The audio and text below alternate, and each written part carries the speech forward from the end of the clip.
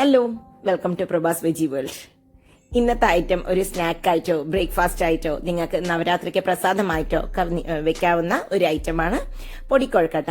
സാധാരണ എല്ലാവരും അരിപ്പൊടിയിലാണ് കൊഴുക്കട്ട ഉണ്ടാക്കുന്നതെങ്കിൽ ഇത് വ്യത്യാസമായിട്ട് അരി അരച്ചിട്ടാണ് ഉണ്ടാക്കുന്നത്, പുഴുങ്ങലരിയിലാണ് ഉണ്ടാക്കുന്നത്. അപ്പൊ അതെങ്ങനെയാണ് ഉണ്ടാക്കേണ്ടതെന്ന് നോക്കാം. അപ്പോൾ അതിനായിട്ട് 2 കപ്പ് പൊന്നി പുഴുങ്ങലരിയാണ് എടുക്കുന്നത് കേട്ടോ.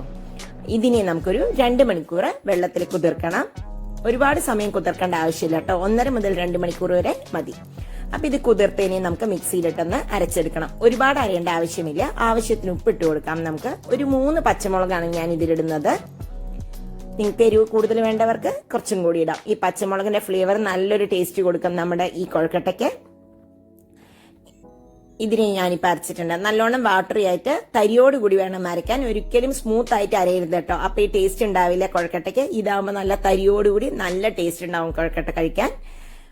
ഇനി നമുക്കിതിനെ കുറുക്കിയെടുക്കണം. അതിനായിട്ട് ഒരു 2 ടേബിൾ സ്പൂണോളം വെളിച്ചെണ്ണയാണ് ഒഴിക്കുന്നത്.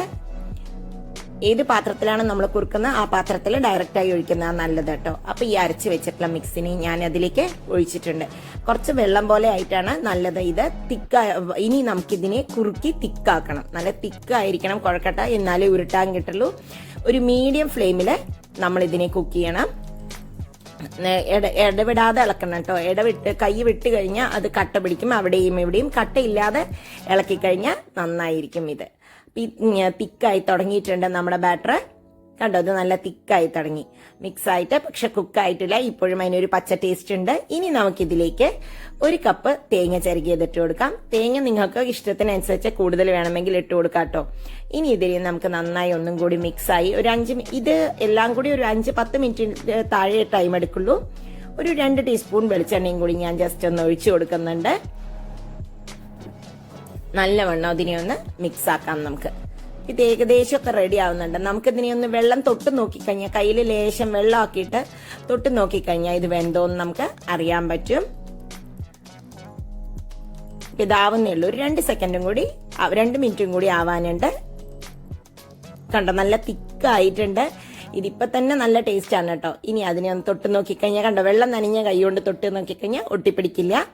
ഇനി ഒന്ന് തണുത്തതിന് ശേഷം ഞാൻ ഇതിനെ ചെറിയ ചെറിയ കൊഴുക്കട്ടകളാണ് കേട്ടോ ആക്കുന്നത്. കണ്ടോ, ചെറിയ കൊഴുക്കട്ടയാണ്. നമ്മുടെ കുഞ്ഞു കൊഴുക്കട്ടകളൊക്കെ ഉരുട്ടി വെച്ച് കഴിഞ്ഞു. ഇനി ഇതിനെ ഒന്ന് നമുക്ക് സ്റ്റീമറിലിട്ട് ഒരു 10 മിനിറ്റ് സ്റ്റീം ചെയ്യണം. അപ്പൊ ഞാൻ ഇത് വെച്ചിട്ടുണ്ട് സ്റ്റീമറിൽ. ഒരു 10 മിനിറ്റ് കഴിഞ്ഞപ്പോഴേക്കും ഇതായിട്ടുണ്ട് കേട്ടോ. നല്ലവണ്ണം നമുക്ക് ഒരെണ്ണം എടുത്തിട്ട് കട്ട് ചെയ്ത് നോക്കിയാൽ അറിയാം. പിന്നെ സ്റ്റീം ചെയ്ത് കഴിഞ്ഞിട്ട് ഉടനെ തന്നെ എടുക്കരുത്. ഒരു 2 മിനിറ്റ് അതിന്റെ ചൂടൊന്ന് പോവാൻ വെയിറ്റ് ചെയ്യണം. എന്നിട്ട് മാത്രമേ നമ്മൾ എടുക്കാൻ പാടുള്ളൂ കേട്ടോ. ഡയറക്റ്റായി പെട്ടെന്ന് എടുത്തു കഴിഞ്ഞാൽ അതെല്ലാം പൊട്ടിപ്പോവും. ഇത് കണ്ടോ, ഒരു 2 മിനിറ്റ് കഴിഞ്ഞാണ് എടുത്തത്. ഇനി നമുക്കിതിന് പൊടിക്കൊഴുക്കട്ട വെക്കാം. അപ്പൊ അതിനായിട്ട് ഒരു 2 ടേബിൾ സ്പൂണോളം ഞാൻ വെളിച്ചെണ്ണ ഒഴിച്ചിട്ടുണ്ട്. എണ്ണ ഒരുപാട് ചൂടാവണ്ട, ജസ്റ്റ് ഒന്ന് ചൂടായാൽ മതി. ഭയങ്കര ചൂടൊന്നും വേണ്ട കേട്ടോ.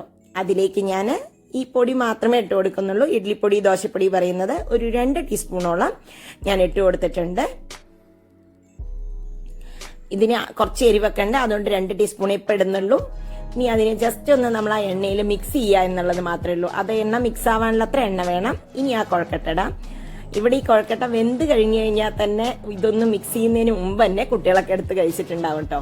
അത് അങ്ങനെ തന്നെ വെന്ത കൊഴുക്കട്ട കഴിക്കാൻ നല്ല ടേസ്റ്റ് തന്നെയാണ്. അത് കറിയുടെ കൂടെ കഴിക്കാം. നിങ്ങൾക്ക് വേണമെങ്കിൽ ഞാനൊരു മസാല സൂചി ബോൾസിന്റെ റെസിപ്പി ഇട്ടിരുന്നു. ആ ഗ്രേവി ഈ കൊഴുക്കട്ടയിലും ട്രൈ ചെയ്യാം കേട്ടോ. ഈ കൊഴുക്കട്ട വളരെ തരിയോടുകൂടി നല്ലൊരു ടേസ്റ്റ് ഉള്ളൊരു ഡിഷ് തന്നെയാണ്. സിമ്പിൾ ആണെങ്കിലും. ഇനി അതിലേക്ക് കുറച്ച് കരിവേപ്പിൻ്റെ ഇലയും കൂടി ഇട്ടിട്ടുണ്ട്. അപ്പൊ ആ കരിവേപ്പിൻ്റെ ഇലയുടെ ഫ്ലേവറും കൂടി ഇതിലേക്ക് നല്ലവണ്ണം ഇറങ്ങും. ഇതൊരു മീഡിയം ഫ്ലെയിമിൽ ഒരു 5 മിനിറ്റ് ഞാൻ വെച്ചിട്ടുണ്ട്. ലേശം ഞാൻ മുകളിൽ നമ്മുടെ പൊടി എഗെയിൻ ഇട്ട് കൊടുത്തിട്ടുണ്ട്. ഇഡ്ലിപ്പൊടിയുടെ റെസിപ്പി ഇടാട്ടോ ഞാൻ. അപ്പൊ ഇത് ഒരു 5 മിനിറ്റ് കഴിഞ്ഞപ്പോൾ ഞാൻ ഇതിന് ഓഫ് ചെയ്തിട്ടുണ്ട്. സൈഡൊക്കെ നല്ല ക്രിസ്പി ആയിട്ടുണ്ട്. ഇതില് ഇതൊക്കെ പിടിച്ചിട്ട് കണ്ടോ, നല്ലവണ്ണം നമ്മുടെ ആ പൊടി എല്ലാറ്റിലും കോട്ടഡ് ആയിട്ടുണ്ട്. സൈഡൊക്കെ ഒന്ന് ചെറുതായിട്ടൊക്കെ റോസ്റ്റ് ആയിട്ടുണ്ട്.